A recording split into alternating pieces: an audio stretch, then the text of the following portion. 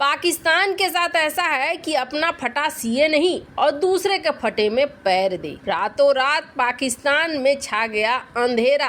क्या अंधेरे में होगा बड़ा खेल। जहां एक तरफ पाकिस्तान के अंदर ये सब कुछ हो रहा है तो वहीं दूसरी तरफ पाकिस्तानी जहाजों पर क्यों लहराने लगा अमेरिका का झंडा। जानेंगे क्या कुछ चल रहा है जियोपॉलिटिक्स में। आइए जानते हैं इन खबरों को विस्तार से। पाकिस्तान के अंदर जहां गृह युद्ध जैसे हालात हैं तो वहीं पाकिस्तानी इकोनॉमी को झटका तो लगी रहा है। इन झटकों के बीच में अचानक से कल रात पूरा का पूरा पाकिस्तान बड़े हलचल में आ गया है। दरअसल आपको बता दें, पाकिस्तान में एक बार अंधेरा हुआ था और इस अंधेरे में लोग इतना डर गए थे कि उन्हें लगा था भारतीय जेट हमला करने के लिए आ रहे हैं। पर अब तो पाकिस्तान के अंदर आए दिन कुछ इसी तरीके के हालात हो रहे हैं। अब एक बार फिर से पाकिस्तान के 40% हिस्से में बिजली चली गई है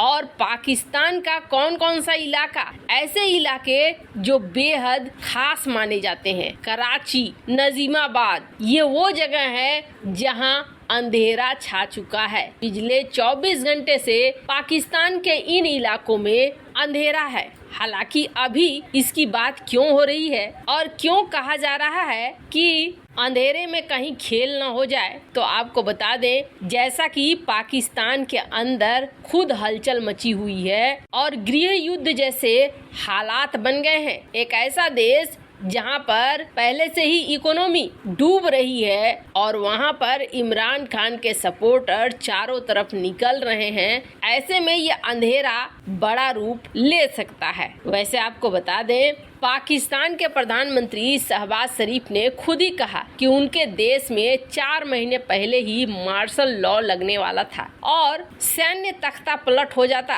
लेकिन ये बातें आखिरकार हट गई और किसी तरीके से पाकिस्तान के हालात सामान्य हुए। अब ये इन्होंने क्यों कहा कि 4 महीने पहले ही लग जाता पाकिस्तान में मार्शल लॉ, तो इसके पीछे कारण समझिए। कारण ये था कि आर्मी चीफ का अपॉइंटमेंट होना था और बाजवा निकल रहे थे। कई अलग अलग लिस्ट थे जो आ रहे थे। जनरल असीम मुनीर के अलावे हामिद फैज वगैरह लाइन में थे और कहा जाता है कि सारी चीजें अगर सही तरीके से नहीं होती तो फिर पाकिस्तान में तख्ता पलट हो जाता और सेना कब्जे में आ जाती। हामिद मीर पत्रकार को दिए गए अपने खुद के इंटरव्यू में शहबाज शरीफ ने ये कहा कि 4 महीने पहले ही स्थिति ऐसी हो गई थी कि पाकिस्तान में मार्शल लॉ लग जाता और तख्ता पलट हो जाता। यहाँ पाकिस्तानी प्रधानमंत्री खुद स्वीकार कर रहा है कि असीम मुनीर के उत्तराधिकारी बनने के बाद सब कुछ यहाँ पर नॉर्मल हो पाया। ऐसा लगता नहीं है कि ये सब कुछ ज्यादा लंबे समय तक चल पाएगा। इस वक्त जिस तरीके से पाकिस्तान को पैसे की जरूरत है और सऊदी तो इस वक्त कोई पैसा देने को तैयार नहीं है और IMF धीरे धीरे पीछे घिसक रहा है। IMF कब तक पाकिस्तान को पैसा देगा इसके बारे में कोई गारंटी नहीं है और इस बीच अमेरिका के बैंक का ये कहना है कि अगर कोई इस समय पाकिस्तान को बचा सकता है तो वो सिर्फ चीन है। चीन और पाकिस्तान के रिश्ते काफी करीबी है, इसलिए वो अपने दोस्त की मदद कर सकता है। पाकिस्तान फिलहाल IMF के साथ बातचीत कर रहा है कि उसे थोड़ी मदद मिल जाए, मगर IMF जल्दी कोई फैसला लेने के मूड में नहीं दिख रहा है। पाकिस्तान की अखबार है डॉन, इसने कहा, बैंक ऑफ अमेरिका के हवाले से लिखा है कि चीन और पाकिस्तान के रिश्ते काफी करीबी हैं, ऐसे में चीन के लिए उम्मीदें बढ़ जाती। वो अपने पुराने साथी की मदद करेगा। बैंक की माने तो आने वाले समय में चीन से ही पाकिस्तान को राहत मिल सकती है क्योंकि ये सबसे बड़ा लेनदार है। बैंक ऑफ अमेरिका की माने तो पाकिस्तान को फिलहाल कर्ज की अदायगी को कुछ देर के लिए रोकना होगा क्योंकि उसे जल्द IMF से मदद नहीं मिलने वाली है और अर्थशास्त्रियों का कहना है कि जब तक भुगतान जल्दी नहीं होता है तब तक कर्ज स्थगित होने की स्थिति में बचना मुश्किल लगता है। पाकिस्तान को IMF से अगली किस्त कब और कैसे मिलेगी ये अभी हवा में ही है।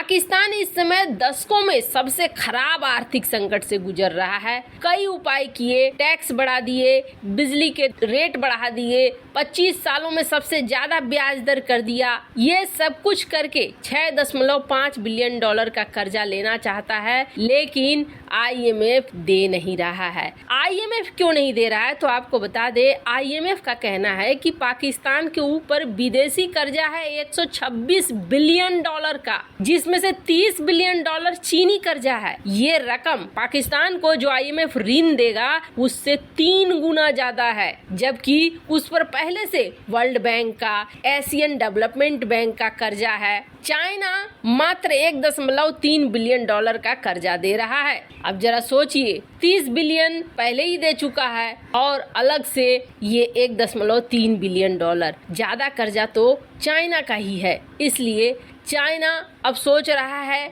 कि अगर हम पैसे देते हैं और भी ज्यादा इन्वेस्टमेंट यहाँ लगाते हैं तो कल की डेट में या तो TTP या फिर इनके अपने आतंकी हमारा जीना मुहाल कर देंगे और हमारा पूरा का पूरा इन्वेस्टमेंट उसी तरीके से डूबेगा जिस तरीके से CPEC डूब रहा है। अब चाइना ये सोच रहा है कि यहाँ ज्यादा पैसा हम लगा नहीं सकते। पाकिस्तान ने रास्ता अपनाया, पाकिस्तान अमेरिका के पास गया और अमेरिका से कहा कि हमने IMF की सारी शर्तें मान ली हैं, आप हमें कर्जा दिला दो। कहा जाता है कि IMF को एक इशारा अगर अमेरिका का मिल जाता है तो IMF कर्जा दे देगा पाकिस्तान। इसी उम्मीद से अमेरिका के पास गया। अमेरिका ने कथित तौर पर शर्त रख दी और वो शर्त सभी को पता है कि यूक्रेन को तुम्हें हथियार भेजने हैं और वो हथियार भेजो तुम। पाकिस्तान को आखिर लगता क्या है, पाकिस्तान ने सोचा चलो हम हथियार भेज देते हैं। कहा जा रहा है कि 10,000 रॉकेट, इसके अलावे गोला बारूद, ये सब कुछ भर भर कर पाकिस्तान अब भेज रहा है यूक्रेन को। और यहाँ पर एक चालाकी देखने को मिली, UK, पोलैंड, इसके साथ पाकिस्तान की डील होती है और पाकिस्तान कहता है कि हम 38 कंटेनर भेजेंगे, एक वेसल्स के जरिए हम भेजेंगे, यानी जहाज के जरिए भेजेंगे। इन्होंने कहा ठीक है, यूक्रेन ने भेजो। अब पाकिस्तान ने जिस जहाज का इस्तेमाल किया, MV ओशियन ग्रांड, इस जहाज के जरिए भेजा गया यूक्रेन को हथियार और गोला बारूद। इन जहाजों पर जो झंडा लगा था वो झंडा लगा था अमेरिका का। अब पाकिस्तान न घर का रहेगा न घाट का रहेगा। चाइना को भी समझ में नहीं आएगा कि पाकिस्तान अमेरिका की तरफ जाएगा कि उसकी तरफ जाएगा। वैसे आपको क्या लगता है, इसमें आखिर पाकिस्तान ही पिटेगा? कमेंट कर अपनी राय जरूर बताएं। जल्द मिलते हैं अगले वीडियो में नई खबर के साथ।